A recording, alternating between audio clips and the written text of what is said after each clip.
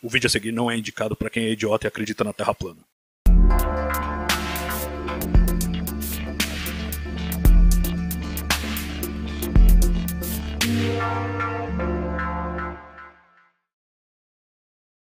Saudações siderais! Estamos começando mais uma edição de Conexão Sideral.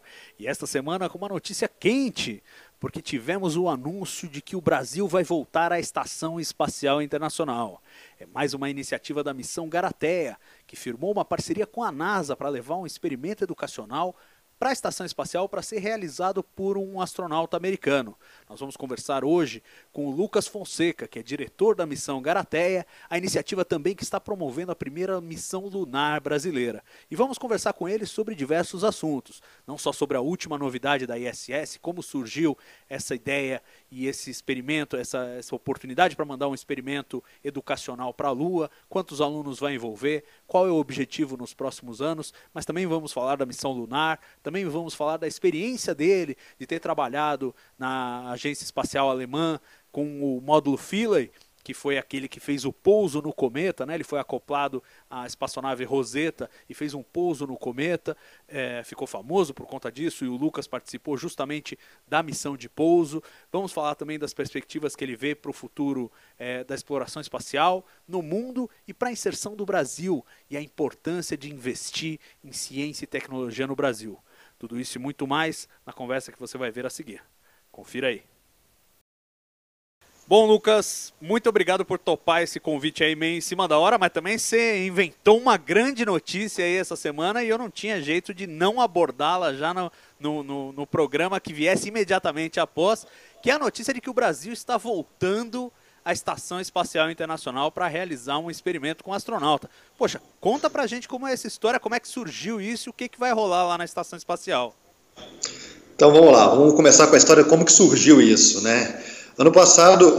Esse ano eu fiz uma palestra na Campus Party aqui de São Paulo, e uma das pessoas que assistiu minha palestra foi o Jeff Michaelis. O Jeff, ele é presidente da Câmara de Comércio Brasil-Flórida, e ele gostou do que eu disse lá na Campus, e falou: olha, Lucas, vai ocorrer agora um evento aqui no Brasil, chama NASA Science Days. A gente gostaria que você palestrasse também nesse Science Days que tem a chancela da NASA. E eu topei, e aí fomos construindo ali uma relação de planos e sonhos, né, de perceber que do lado de lá também tem pessoas que sonham com a inclusão aí de jovens brasileiros nessa temática espacial. E ele veio com essa loucura do tipo, por que a gente não propõe um projeto de uma comunidade brasileira participar de um programa americano já muito conhecido, que é um programa que coloca experimentos educacionais na estação espacial, e por que não a gente tentar abrir isso para uma comunidade que não seja uma comunidade aí da América do Norte? Aí eu falei: olha, Jeff, se você acha que o caminho existe, vamos embora lá. Então a gente começou as tratativas com os órgãos americanos no final ali de maio, e foi aí um não tão longo caminho, mas um duro caminho para conseguir essa aprovação aí dessa iniciativa americana. Normalmente vão entre 20 e 25 escolas, todas americanas, e alguns poucos anos, está na 12ª edição, alguns poucos anos algumas escolas canadenses também voaram, mas de fato aí vai ser a primeira vez que a gente vai conseguir colocar dentro desse programa uma comunidade que não seja ali da América do Norte, e deu tudo certo. Estamos hoje soltando essa notícia aí, essa semana, porque tivemos aí a aprovação da NASA, e é isso, foi assim que chegamos nesse programa. Agora me diz uma coisa, Lucas, você falou aí que teve um processo não tão longo, mas mais árduo. Eu fico imaginando se teve algum impacto a saída meio pela porta dos fundos do Brasil da Estação Espacial Internacional, isso lá nos meados da década passada, quando o Brasil acabou não cumprindo seus compromissos com a NASA e saiu do programa, ou melhor, foi saído do programa da Estação Espacial. Isso aí entrou, a hora que você foi conversar com o pessoal da NASA, isso aí entrou na pauta, não? Como é que foi? Bom, eu não tive contato direto com as pessoas da NASA que desenvolveram o processo burocrático se o Brasil poderia ou não participar, né? A gente tinha ali um meio de campo que é um divulgador científico americano chamado Jeff Goldstein. Ele está à frente aí do Centro Nacional de Estudos Terrestres e Espaciais, e é ele que organiza esse programa. E aí o que foi passado para a gente olha, Lucas, vamos com cautela, né? Não começa a divulgar o programa, porque tem esse imbróglio que houve aí com a NASA no passado, e a gente tem que receber o carimbo da NASA falando que não tem problema. Então a gente passou, foi de novo, né, não foi tão longo assim, aconteceu tudo muito rápido, mas ficamos ali numa situação às cegas durante mais de um mês, sem saber se a NASA daria ou não a aprovação, mediante esse impasse que a gente teve no passado e também de que o fato de nunca uma outra comunidade que não fosse americana e canadense, né, e o Canadá tem uma relação muito próxima dos Estados Unidos nessa área espacial, já tivesse participado, né? Mas deu tudo certo pela primeira vez, de novo, seremos a primeira comunidade, quem sabe isso não dê abertura aí para vários outros países, principalmente países emergentes, comece a participar de um programa tão bacana, né? Certo. E me diz uma coisa, como é que vai funcionar a dinâmica do projeto, né? Como é que vai ser desenvolvido esse experimento, quando que ele voa, como é que vai ser? Bom, o projeto tinha algumas demandas, né? Tem uma taxa que tem que ser pago à NASA. Essa taxa não é cobrada de comunidades americanas porque o próprio governo subsidia, mas eles não poderiam, né, subsidiar uma iniciativa brasileira. Então, uma pequena taxa foi passada para a gente se comprometeu a honrar esse pagamento, tá tranquilo, mas também tinha uma necessidade de, no mínimo, 300 crianças envolvidas, né? Então, essas 300 crianças eram o valor mínimo, o céu era o limite, poderia chegar a 2 mil, 3 milhões, 4 milhões de crianças, isso não importava, mas a gente tinha que pelo menos garantir as 300. E essas 300 elas vieram numa parceria que a gente encontrou, que foi com o Colégio Dante Alighieri, né? Então, como que funciona isso? A gente chegou no colégio que já tinha trabalhado com a gente no projeto de balões que a gente vem soltando e falamos: Dante, o que você acha de você receber dentro da estrutura do colégio o primeiro ano do programa, né? A gente cria aí um projeto piloto, e aí, como contrapartida, o que eu ofereço para vocês é que vocês consigam participar com alguns estudantes de vocês,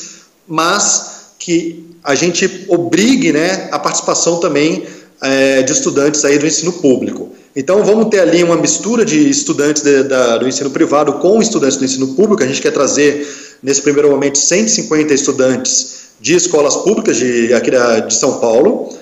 E durante 9 semanas esses alunos vão ser submetidos aí a algumas classes, né, de aprendizados, de conhecimentos dessa temática espacial. E aí, após as 9 semanas, eles vão ser separados em grupos, e cada grupo de estudante, vão ser 75 grupos, vão poder propor um projeto para ser realizado na estação espacial. Infelizmente, a gente só tem espaço para um projeto esse ano, mas assim, eu já acho que é uma oportunidade fantástica. Mas o lado ruim é que a gente vai ter que fazer ali uma comissão julgadora e escolher apenas um dos 75, né?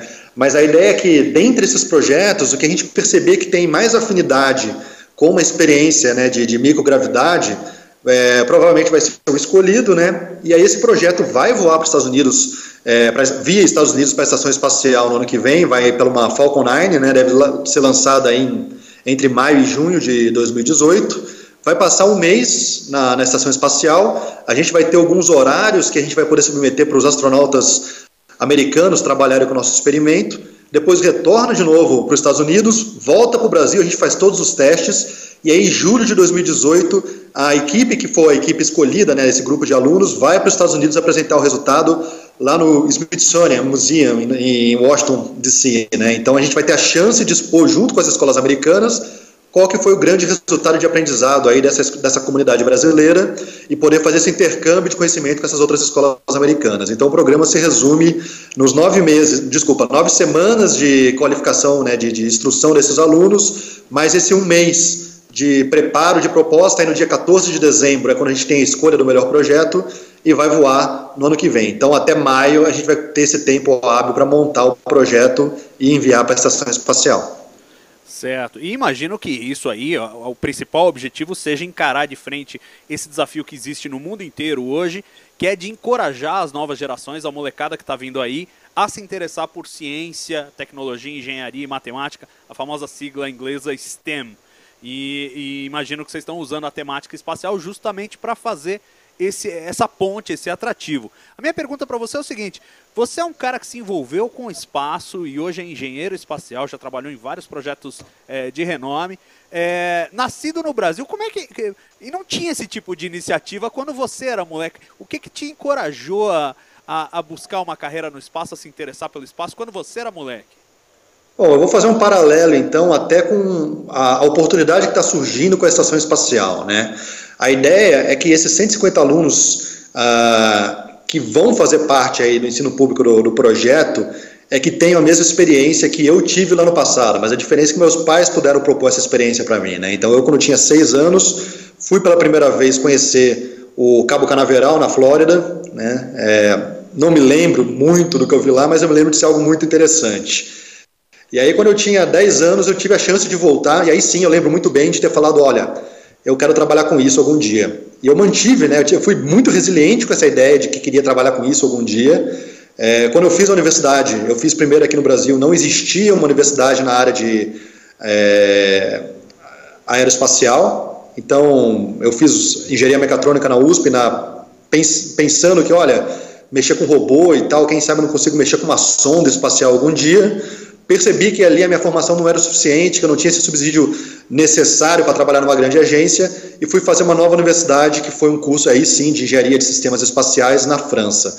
Então o caminho que eu percorri, creio eu que foi um pouco árduo, né? Hoje em dia tem caminhos um pouco mais fáceis, já tem cursos aqui no Brasil voltados para essa área aeroespacial, mas eu acho que a inspiração ali na adolescência ou ainda na fase de criança conta muito, porque é uma profissão que realmente brilha os olhos, né? Então o que a gente está tentando olha, baseado no que eu passei na minha vida e baseado no que meus colegas que fazem parte do projeto passaram na vida deles, a gente percebeu que esses inputs que as crianças recebem podem ser realmente algo que vai modificar uma decisão do que a pessoa vai trabalhar para o resto da vida e vai talvez perder aí uma vergonha de falar, olha, eu quero trabalhar com espaço, acho que é possível, ser brasileiro não vai fazer diferença nisso, eu acho que eu consigo me esforçar e realmente chegar aí hoje onde que eu tento trazer referência para essas pessoas do tipo, olha, eu cheguei, a Duília de Mello chegou, né, outras pessoas chegaram e não tem barreiras para isso, talvez só tenha um caminho um pouco árduo, mas todo mundo pode. Então essa é a ideia de como que a gente consegue chegar e é isso que um projeto como o da Estação Espacial pode trazer junto a essas crianças, né? Certo. E eu fico assim, me perguntando se você tem lembranças de você adolescente, porque assim, os anos 90, imagina que você foi adolescente nos anos 90, e os anos 90, principalmente a fase final dos anos 90, teve digamos, um crescimento do interesse pela área espacial no Brasil. Então a gente teve 2 lançamentos do VLS que não tiveram sucesso em 97 e 99. Em 98 o Brasil passou a fazer parte da Estação Espacial Internacional, escolheu seu primeiro astronauta. Isso te influenciou de alguma maneira? Falou, poxa, essa é uma área que está crescendo no Brasil, isso me motiva. E já emendando nisso, a pergunta é assim, o que deu errado de lá para cá? Porque de repente o Brasil sumiu, né? Olha, muito sinceramente não me motivou isso. Nunca me lembro de ter me pego olhando para o programa espacial brasileiro e tendo sido motivado pelo programa espacial brasileiro. Me lembro dessas visitas da NASA e me lembro, eu peguei de 88 a 94, era aquela fase da minha infância onde eu assistia a Sessão da Tarde, né? Então, nessa época passava-se muito filme relacionado com espaço, né? Espaço era pop naquela época, mais do que é hoje, eu acredito, e eu me lembro de várias tardes me pegar vendo um filme de ficção científica e falando, poxa, eu gostaria muito de viver disso, né, de trabalhar com o espaço. Agora, o Brasil nunca soube vender as poucas conquistas que tinha nessa área, né? Você não escuta falar do que o Brasil já realizou, deixou de realizar. Quando você teve o acidente de Alcântara, aí eu já estava ingressando na faculdade, aquilo ficou marcado como algo muito negativo, e aquilo sim foi muito divulgado. Mas eu não acho que aquilo foi suficiente para transformar uma pessoa para falar, olha, eu não quero ser um engenheiro espacial, não quero ser um astrônomo, não quero trabalhar com matemática espacial. Eu acho que aquilo motivou muito mais o governo a não querer investir. E mais ou menos o que aconteceu na vida de quando eu realmente decidi que iria trabalhar com isso e fui atrás de um curso, foi na Alemanha, né? Não foi no Brasil. Então acho que esse tipo de falta de investimento gera essa fuga de cérebro no Brasil, sem sombra de dúvida. E aí, como eu trabalhava na missão Rosetta e a missão estava chegando perto do término, eu fiquei num impasse do tipo, será que eu continuo trabalhando aqui na Europa em novos projetos europeus? Tinha um projeto chamado BP Colombo na época, que eu estava começando a integrar nele. Tinha um projeto da JAXA chamado Hayabusa, e eu ia fazer parte da Hayabusa 2, que era um projeto de pouso em asteroide. Eram 2 projetos muito bacanas. Olha, Lucas, você já estudou na USP, você já passou 5 anos sendo pago pelo contribuinte brasileiro, você cresceu dentro de um país que, de certa forma, te supriu com várias coisas, e talvez esteja na hora de você retribuir isso, né? E aí foi quando eu decidi voltar para o Brasil, e foi quando começou essa história da Garateia, né? A Garateia não foi algo que eu tinha um sonho de vida que já era plantado, né? Foi algo que foi crescendo junto com essa minha volta, junto com a interação de pessoas com pensamentos muito semelhantes, a gente foi criando uma estrutura que percebeu, olha, isso aqui vai dar jogo, isso aqui vai dar para fazer muitas coisas bacanas no Brasil, e o principal, vai criar referências, né, vai criar uma chance de adolescentes olharem que coisas podem ocorrer aqui, e que essa adolescente possa falar, poxa, acho que seria muito bacana continuar no Brasil e trabalhar nessa área espacial. Então esse é o grande ponto hoje em dia. Pois é, mas de vez em quando não dá, quando você olha, por exemplo, para a Hayabusa 2, que já está voando, para a BP Colombo, que vai voar o ano que vem, não te bate assim uma vontade, poxa, eu queria ter trabalhado nessas missões também? Ou você não tem nenhum arrependimento, está absolutamente feliz com a tua escolha? Eu queria ter trabalhado em qualquer missão espacial do mundo, né? Isso aí, para quem gosta da área, sabe que a gente fica entusiasmado com qualquer trabalho, mesmo que a gente não faça parte. Mas, bom, às vezes bate o arrependimento não pelo fato de não trabalhar na missão, bate o arrependimento pelo dia a dia ser muito duro, muito árduo aqui no Brasil, né?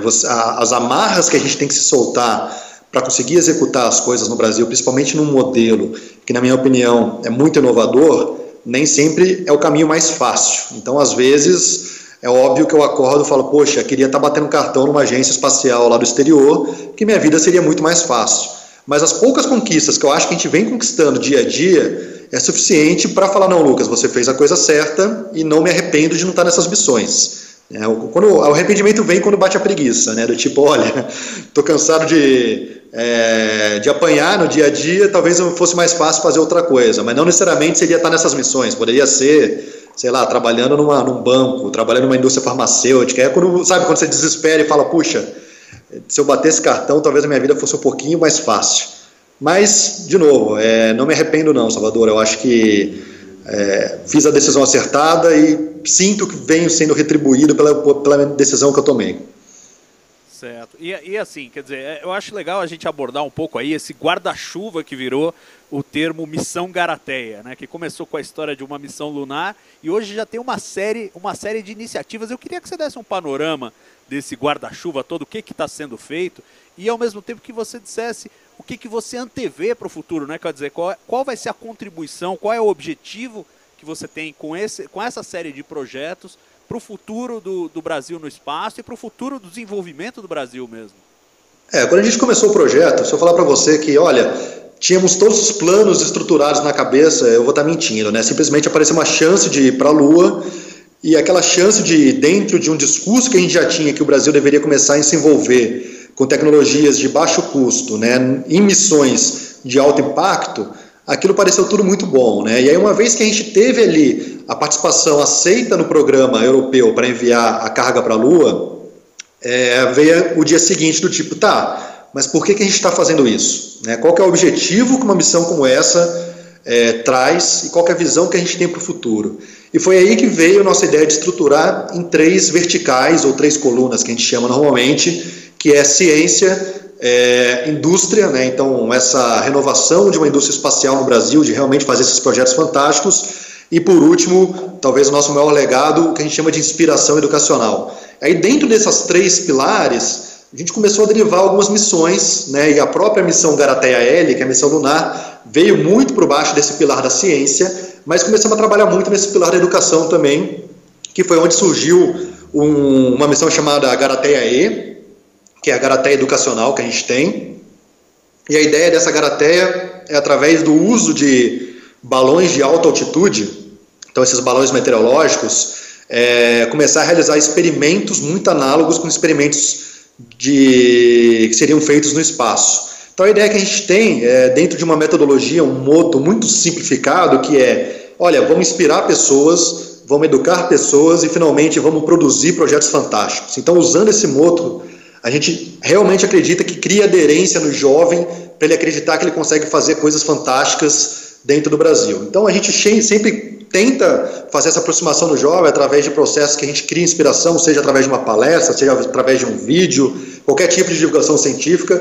Uma vez que a gente fisgou esse jovem pelo interesse na ciência, a ideia é cada vez mais ter um material de muita qualidade para suprir essa parte educacional, e aí a gente finaliza isso com um voo, né, com algo que a gente realmente constrói. Então, inicialmente, tínhamos esses balões, que é algo que a gente começou na USP de São Carlos e viu que funciona muito bem, Elaboramos agora em junho um projeto com 19 escolas, com 23 experimentos que voou num balão, e foi uma experiência incrível, que os dois lados ficaram muito satisfeitos, né? Tanto o pessoal que construiu quanto o pessoal que participou. E agora essa chance da Garateia ISS, né, de ir para a estação espacial, nada mais é do que um upgrade em relação ao voo do balão, né? Então a gente quer sim continuar com essa ideia do balão, porque é uma ideia de custo muito baixo, e levar isso para o Brasil inteiro. Queremos aumentar esse programa da estação espacial para os próximos anos, então a gente está falando agora de 450 alunos, mas para o ano que vem, por que não visualizar 1 milhão de alunos? Né? O que falta para pular de 450 para 1 milhão é uma plataforma, né? Uma plataforma digital, um EAD, que consiga chegar num aluno que está lá no Acre, um aluno que está lá no Piauí, e consiga passar essa educação de qualidade para ele sobre o espaço. E aí sim ele vai estar pronto para propor um projeto para voar numa estação espacial, que é o que a gente vai fazer agora em loco, né? Vamos trazer professores, pesquisadores, acadêmicos para passar esse conhecimento para os alunos, e aí vamos estar pronto de conseguir absorver uma quantidade muito maior de alunos. Então o que eu gostaria que as pessoas entendessem é que esse primeiro ano a gente está fazendo ali um voo baixo, né? Então vamos fazer com 450, garantir que o programa vai ser bem feito, deixar os americanos de queixo caído e falar, nossa, realmente os caras fizeram um trabalho ótimo, e ano que vem, sim, a gente vai ousar. Vamos falar, por que não, 1 milhão de alunos. Então a ideia do pilar educacional vem de conseguir finalmente colocar o hands-on, né, a mão na massa, e fazer algo que é incrível, que é fazer um balão meteorológico que, por mais simples que seja a estrutura, gera um sentimento, gera imagens ali muito lindas, né, do voo, fazer uma estação espacial e também começar a fazer satélites acadêmicos. A gente tem um exemplo aí do Ubatuba-Sat, que para mim foi um projeto belíssimo feito no Brasil, e queremos replicar essas ideias de pequenos satélites para outras escolas aqui no Brasil. Quer dizer, vemos aí iniciativas estratosféricas com balões, experimentos na estação espacial, satélites em órbita da Terra e uma missão lunar. Pô, é um bocado de coisa aí no teu prato nesse momento. Você está conseguindo dar conta de tudo, Lucas? Tô, porque a missão, ao mesmo tempo que ganhou o projeto, ganhou volume de pessoas, né? Então, atualmente temos pessoas dedicadas para marketing, temos pessoas dedicadas para finanças da missão, temos diversos técnicos ajudando a gente. Então, a gente está começando a construir, e toda essa construção social que a gente está criando dentro da missão vai ter que ser revertido em algum modelo, né? Então, a gente não criou ainda uma Fundação Garateia ou um Instituto de Ciência e Tecnologia Garateia. Tudo isso leva tempo. Então, o que a gente vem muito focado hoje em dia, o pessoal muito pergunta, Lucas, como é que anda aí a captação de dinheiro para fazer o voo lunar, né? Na verdade, nesse exato momento, eu estou muito mais preocupado com como é que é a gestão jurídica, né, a isonomia entre os institutos participantes, para que a gente faça esse guarda-chuva Garateia de modo que ele seja um legado permanente, né? Vamos dizer que a missão lunar seja um sucesso estrondoso. O que acontece no dia seguinte, depois da missão lunar, né? Foi simplesmente uma iniciativa que chegou numa missão e acabou? Eu acho que isso aí seria um exercício do nosso ego muito grande. Não faz sentido para o país ser algo com começo, meio e fim. Faz sentido para o país ser algo com começo e meio e um legado permanente. Então, o que a gente busca hoje em dia é criar um modelo, e a gente não tem uma referência muito clara para esse modelo no Brasil, que consiga criar esse legado de projetos fantásticos. E aí, esse legado é um legado onde traga participação pública, né? Mas não público de que o governo tem que se responsabilizar, mas público das pessoas que estão aí assistindo o que a gente está fazendo, sintam-se parte disso e colaborem de diversas maneiras possíveis para que esse tipo de missão ocorra, né? E para a gente não ficar naquele dilema do tipo, olha, como é que anda a economia do país? Como é que anda a prioridade do país? Eu vou depender até quando, né, da vontade política para fazer uma missão lunar. Então, se a gente for ficar nessa dependência e não criar um modelo novo, muito provavelmente a gente está fadado ao início do que a gente conversou hoje, não ter referências, e não ter referências não vai criar essa inspiração em novas gerações para se criarem, para se formarem nessa área. E a ciência, eu gosto muito de falar isso, a ciência é uma grande corrente onde cada elo é uma geração. Então, se determinado elo se romper, a gente perder uma geração de novos jovens inspirados a fazer ciência, a gente perde a corrente, né? Não adianta estar só em livros, estar só em papers. Se você não tiver pessoas passando o conhecimento tete a tete, ali naquilo no dia a dia, a ciência se perde. Então a gente hoje em dia vive um apagão da ciência, sem sombra de dúvida, e a gente tem um risco claro que isso pode ocorrer. Então acho que até faz parte da responsabilidade da Garateia, dentro do tema que a gente abraçou, que é esse tema espacial, tentar passar um pouquinho dessa motivação, essa inspiração para uma juventude que hoje em dia não tem referências. sensacional. E eu acho que é importante também, e queria que você tocasse nesse assunto, muita gente contrapõe investimento e projetos espaciais com outras prioridades que deveriam ter mais atenção, ainda mais num país em desenvolvimento como é o caso do Brasil. E isso cria digamos, um falso antagonismo, né, entre você fazer projetos espaciais ou você investir em saúde, por exemplo, ou segurança, ou transporte, quando na verdade esse antagonismo não existe, né? Porque se você não tiver ciência e tecnologia na base, gerando nova riqueza, o governo não tem como arrecadar mais impostos em cima da riqueza gerada para fazer estrada, para equipar a polícia, para poder fazer novos hospitais, para melhorar o atendimento à população. Então, quer dizer, existe uma falsa...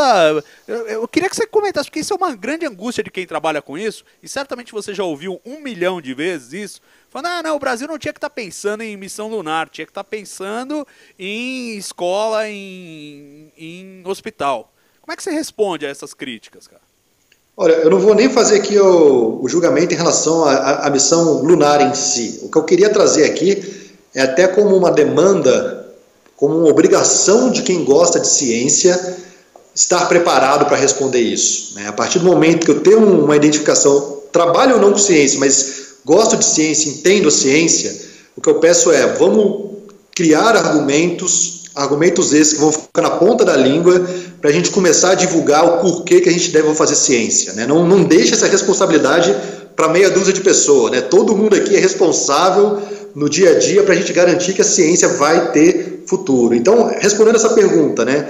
Começando com o que une a gente como humanidade. Então, eu sempre gosto de citar isso. A humanidade começou há 70 mil anos lá atrás no Vale do Rift, lá na África, e a gente vivia, de certa forma, ali dentro de cavernas, lugares protegidos, e em algum momento despertou aquela curiosidade de explorar até para melhorar nossas condições de vida, né? E essa união, né, que criou a gente em grupos de exploradores trouxe esse papo que a gente está agora, através de um computador, através de uma tecnologia, porque a humanidade é feita da curiosidade, a humanidade é feita pelo rompimento da fronteira final. E esse mote é tão forte que não cria mais raça, não cria mais gênero, não cria mais nada, simplesmente somos humanidade, somos exploradores e temos aí uma meta conjunta como mundo. E aí eu fico muito agoniado de ver o Brasil não querendo fazer parte disso, né? Então, quando a gente fala que devemos nos incluirmos, né, numa realidade de ciência global, é porque a gente quer estar junto dos maiores exploradores do mundo para empurrar a humanidade sempre para frente. Então, esse motivo por si só, na minha opinião, já é mais do que o suficiente da gente sempre tentar olhar para o futuro e falar, olha, o Brasil não pode deixar de fazer parte disso, porque isso representa a nossa essência como humanidade.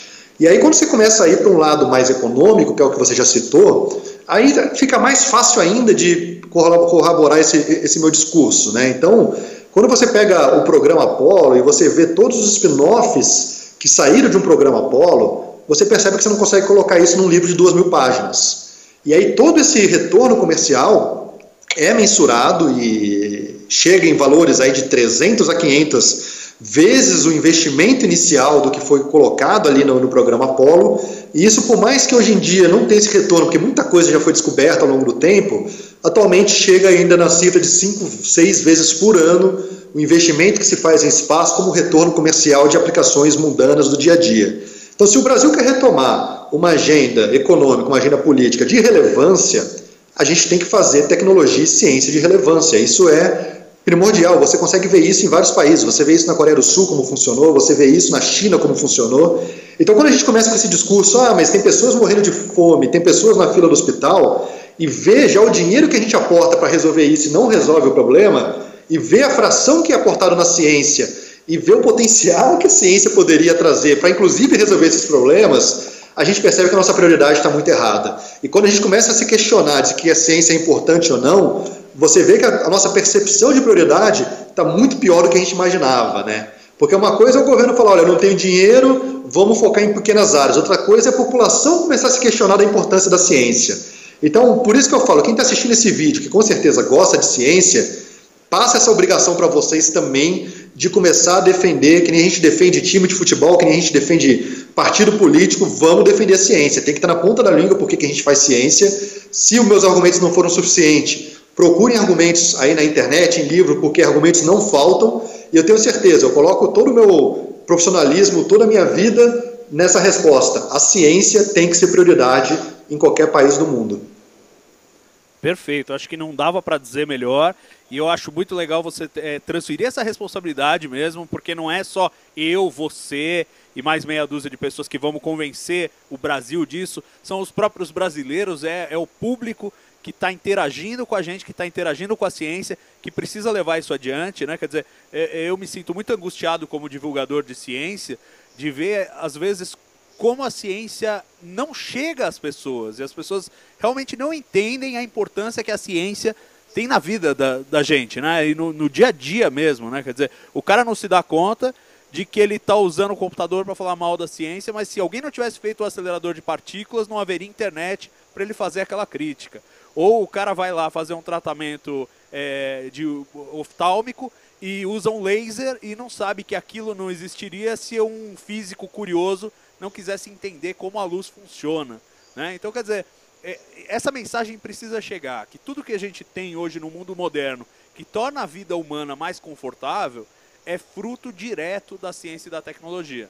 E o Brasil só pode se desenvolver, como outras nações já perceberam, se investir nisso. Concordo totalmente com você. Eu acho muito importante que a gente se torne multiplicador dessa ideia e não simplesmente um replicador. Quer dizer, que mais pessoas falem o que a gente está dizendo e o que é real, que é a importância da ciência. Agora, eu não podia terminar essa entrevista sem perguntar para você duas coisas. Primeiro, falar um pouquinho da tua experiência na Rosetta, porque realmente foi uma missão espetacular. Eu imagino que, de vez em quando, bata uma saudade de ter participado da missão e saber que o módulo Philae provavelmente ainda está pousado lá no cometa, como, digamos, um monumento àquele trabalho incrível que foi pousar pela primeira vez no cometa. E eu queria que você desse teu depoimento pessoal de como foi trabalhar lá, de como que os europeus trabalham com missões espaciais e que lições a gente pode trazer aqui para o Brasil. Tá, bom, eu estudei na França em 2009, né, foi quando eu entrei de cabeça nesse mundo da engenharia espacial, né, onde eu consegui meu diploma lá como mestre em engenharia espacial. E aí, quando eu fui escolher onde eu iria continuar, a formação na França é interessante, porque a dissertação, a tese, né, de doutorado, você tem a chance de escrever dentro de grandes agências ou grandes indústrias.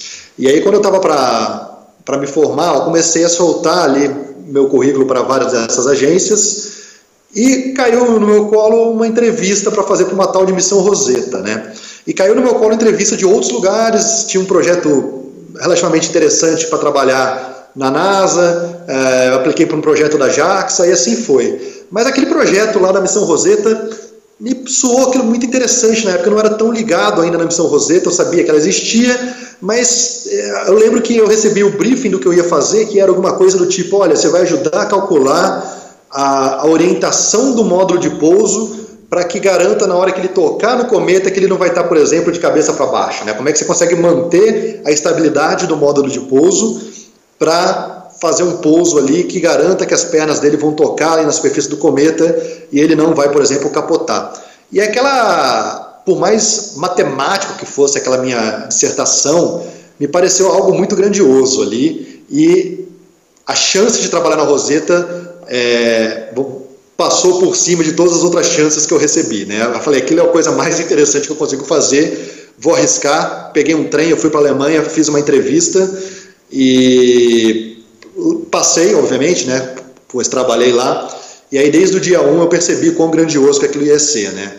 Depois de um tempo, assim, você trabalhando numa agência, é como você estivesse trabalhando num banco, numa empresa que você bate o cartão, tem dia que você está mais afim de trabalhar, tem dia que você está menos afim, não é todo dia que se levanta a bandeira do tipo, nossa, eu faço algo incrível, estou trabalhando em algo muito bacana. Tem um dia a dia ali, mas assim, de tempo em tempo, quando vinha aquela preguiça de falar, putz, estou longe da família, estou longe da minha esposa, na época era noiva, estava aqui no Brasil, e aquilo com certeza era algo que não era a coisa mais fácil da minha vida. Mas aí quando eu percebia que eu estava num projeto que pela primeira vez ia pousar uma sonda em um cometa, aquilo fortalecia, eu me tornava mais resiliente de querer continuar dentro da missão. E algo que eu falo é o seguinte, essas agências, elas são muito internacionais, né? Por mais que eu trabalhasse na agência alemã, mais da metade da equipe não era formada de alemães. Eu era o único brasileiro, eu era o único não europeu, na verdade, que trabalhava na equipe do módulo Philae, mas eu tinha, o meu chefe, por exemplo, era holandês, o chefe do meu chefe era austríaco, eu trabalhava com italianos, e aquele sentimento de que todo mundo não estava em casa e estava trabalhando de uma agência num país diferente, trazia para a gente um sentimento de família muito grande. E eu fui muito bem recebido, acho que as pessoas percebiam dos esforços que esses expatriados faziam de estar lá e recebiam muito bem. Tanto que no dia que eu fui embora, um amigo meu alemão perguntou, Lucas, o que a gente fez de errado para você estar indo embora? A gente gostaria muito que você continuasse aqui com a gente por muitos mais anos, mas por que você está deixando a agência e voltando para o seu país? Onde que a gente errou? E ele chamava Hans Herbert, eu falei, Hans, vocês não erraram em nada, eu fui super bem acolhido aqui, eu sou muito grato por toda a experiência, mas está na hora de eu voltar e ajudar meu país. Eu acho que ele entendeu aquilo profundamente e eu tornei aquilo como uma meta de vida e com certeza dói meu coração quando eu penso a chance que eu perdi de estar numa agência espacial europeia. Mas eu sei que se algum dia o trabalho que eu fiz aqui não for para frente, ou que vá para frente eu me sinta realizado e sinta concluído, eu tenho portas abertas ainda para voltar, principalmente para a Agência Espacial Alemã, né, entre outras. Então o que eu digo assim, experiência fantástica, valeu muito a pena, não só pelo fato de ter trabalhado numa missão incrível, mas o fato de estar num ambiente com pessoas incríveis, né, de se relacionar com pessoas que viviam uma situação semelhante com a minha, talvez não tão longe da família como eu vivia, mas todo mundo tinha uma certa distância da família, e a recepção que eu tive tanto na França quanto na Alemanha, e atualmente o trabalho da ISS, trabalhando com os parceiros americanos, o que eu posso dizer para vocês é o seguinte, essa área espacial não tem fronteiras, né? As pessoas que trabalham com o espaço são pessoas que gostam de colaborar, e isso, para mim, é o limite, né, do conhecimento da humanidade, não só de onde a gente vai chegar no próximo desafio, mas também como que a gente consegue cada vez mais olhar para a humanidade como algo uníssono, uma coisa só, e trabalhar em colaboração. E o espaço, para mim, representa isso. Pois é, a gente vive agora num momento de, pelo menos momentaneamente, em que aumenta uma tendência de isolacionismo, né? Alguns países tentando se afastar uns dos outros. Eu imagino que você enxerga aí a exploração espacial como um baita de um catalisador para a gente juntar todo mundo de novo. Afinal de contas, somos uma espécie humana, somos um planeta só e temos que estar juntos nessa grande aventura, né, Lucas? Eu tenho certeza que, por exemplo, se a gestão do Trump falar, olha, não quero mais que a NASA colabore com ninguém, tenho certeza absoluta que os cientistas da NASA vão continuar mandando e-mail, seja pelo e-mail pessoal, por onde quer que seja, falando, pessoal, vamos tentar fazer algum tipo de colaboração. Porque não existe ego nessa área, existe em qualquer área, na área científica tem muito ego sobressalente em vários lugares, mas a gente gosta de dividir essa sensação de que a gente está fazendo algo fantástico. Então, quando a gente fala da missão lunar brasileira, todo mundo que escuta, em qualquer país que seja, fala, nossa, é muito legal, toca para frente isso, porque a gente quer ver mais e mais parceiros tentando fazer conquistas fantásticas aí no espaço. E para terminar, assim, a gente está vivendo agora um momento muito especial também na própria tecnologia espacial, né? Quer dizer, que está dando um novo ânimo, digamos, e um novo conjunto de possibilidades, mudando realmente as regras do jogo. Eu queria que você fizesse aqui, para terminar, um exercício de futurologia e projetar assim, o que você imagina para o futuro da exploração espacial, sei lá, 10, 20, 30 anos. O que a gente pode esperar? O que você está vendo aí de tudo que você acompanha pelo lado de dentro das agências espaciais e das empresas espaciais espalhadas pelo mundo? O problema é que sempre que a gente faz exercício de futurologia, a gente erra feio, né? Porque a gente sempre coloca um fator ali de cagaço do que vai falar, e aí nunca chega, quer dizer, sempre chega lá 10 vezes na frente, né? Não, o pessoal mas não se sinta obrigado a acertar. Fale de repente, o que você projeta, os teus sonhos mais desvairados. O que para você seria o ideal do futuro da exploração espacial? Eu vou falar o que está acontecendo agora, as pessoas vão tirar a conclusão disso, porque está muito claro o que está acontecendo, né? Então, há 10, 15 anos atrás, para você colocar 1 quilo no espaço, sai em torno de $300 mil. Tá? Hoje em dia, a SpaceX coloca 1 quilo ao preço de $5 mil. Então, essa revolução do acesso ao baixo custo ao espaço é tão grande, mas tão grande. Tem uma frase interessante de um cientista indiano, não lembro o nome dele, que fala: todas as empresas do mundo já são empresas espaciais e não sabem. Tá? Então, o que a gente vai ver, eu até brinco com o pessoal que fala com esse negócio de indústria 4.0, eu falo, olha, a indústria 4.0 vai ser a indústria espacial, né? Vocês estão aí preocupados com inteligência artificial, com essa manufatura extremamente avançada, mas eu já estou olhando para além e acho que o acesso ao espaço logo aí vai ter mais e mais empresas atuando com mais diferentes campos de aplicações comerciais que você pode imaginar, desde mineração, de produção de energia, de observação terrestre. Isso aí vai longe a lista do que se pode fazer no espaço. E aí a grande questão é o seguinte, né? O Brasil vai ser um observador ou vai ser um ator nesse grande pool de empresas que vão surgir de tecnologias espaciais? E é isso que me motiva a querer falar sempre disso, porque eu acho que a gente está em tempo ainda de ser ator, porque as empresas ainda no mundo inteiro estão tentando se adequar a essa nova realidade. Por mais que você tenha uma Boeing, por exemplo, que tem muita tecnologia espacial desenvolvida, ela não conseguiu ainda se adequar a uma tecnologia de acesso a baixo custo. Então, quando ela coloca a carga dela no espaço, ainda é muito caro do que uma empresa do Zé, que está lá na Califórnia, na garagem, fazendo um microsatélite e conseguindo fazer resultados incríveis. Então, essa adequação do acesso a baixo custo ainda está em tempo do Brasil falar, olha, eu quero entrar nessa, eu não vou perder, porque essa vai ser a grande revolução que a gente vai ter para os próximos 10 anos. Sensacional, acho excelente e muito obrigado por topar fazer essa entrevista. Eu espero que seja uma de muitos retornos seus aqui ao Conexão Sideral, porque pela quantidade de projetos que você está capitaneando aí, notícia não vai faltar, né, Lucas? Ah, não vai projeto, todo dia quer um projeto novo no meu colo, né? Eu estou naquela fase de que tem que filtrar, mas na minha cabeça eu tenho que fazer tudo, sabe? Então, às vezes tem que apertar um pouco o pé no freio, porque no fim das contas falta referência, né? Então, quando a gente começa a realizar coisas, né? E aí, por exemplo, a estação espacial é uma prova de realização, as pessoas começam a acreditar no que você vem fazendo e falam, Lucas, por que não começamos a pensar e sonhar cada vez mais alto, né? Então, acho sim que é importante sonhar, mas a gente tem que sonhar ainda de maneira consciente. E acho que estamos fazendo um trabalho muito bom. Passo também essa responsabilidade para você, Salvador, que você vem ajudando a gente desde o começo em todos os nossos projetos, você acredita no que a gente faz, você é nosso divulgador científico oficial e você é a pessoa que a gente tem qualquer dúvida de estratégia de divulgação, a gente vai conversar com você sabe disso, e outras dúvidas também, além de coisas, né, até mais do dia a dia, de como você acha que funciona ou não funciona.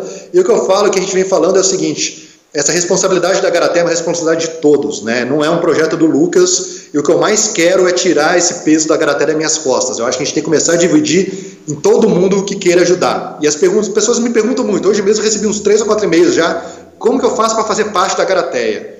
Eu não tenho uma resposta de bate-pronto aqui. Hoje em dia a gente é um grupo de técnicos que estamos escrevendo projetos, né, de coisas que a gente acha que dá para realizar. Mas a gente quer que todo mundo faça parte, seja divulgando, seja falando, seja defendendo a ciência. Se quiser, por exemplo, falar, olha, eu acredito em vocês e tenho aqui R$10 que consigo ajudar vocês também financeiramente, pô, ótimo. Todo o dinheiro que a gente está recolhendo atualmente, a gente está investindo em projetos, a gente está colocando em crianças que a gente acredita que está mudando o futuro. Então existem várias esferas que a gente consegue, né, ajudar hoje em dia. E com certeza a gente vai cada vez mais estruturar isso de uma maneira de trazer todo mundo que queira falar de ciência e queira mexer com o espaço para fazer parte da Garateia de alguma maneira. Boa, Lucas. Um grande abraço e até a próxima, hein? Falou para todos. Tchau, tchau. Bom, essa foi a entrevista com o Lucas. Espero que vocês tenham gostado. É sempre muito legal conversar com ele, que é um cara muito dinâmico, está sempre trazendo novos projetos, novas ideias, novas missões para o Brasil. E eu tenho uma convicção muito grande de que esses projetos que ele está alavancando agora vão realmente produzir frutos e a gente vai ter esse voo para a Estação Espacial, vamos ter missões em órbita da Terra e vamos ter a primeira espaçonave lunar brasileira. Isso no horizonte dos próximos anos, então a gente vai ficar ligado e certamente vamos voltar a conversar com o Lucas aqui em outras ocasiões. Se você quiser saber mais sobre o projeto da Missão Garateia, eu sugiro que você visite o site da Garateia em http://garateia.space. Space como em inglês, né? S-P-A-C-E. Confira lá e veja tudo que está rolando nos projetos do Lucas aí, no guarda-chuva da Missão Garateia. E vamos ficando por aqui, mas semana que vem tem mais Conexão Sideral. Fui!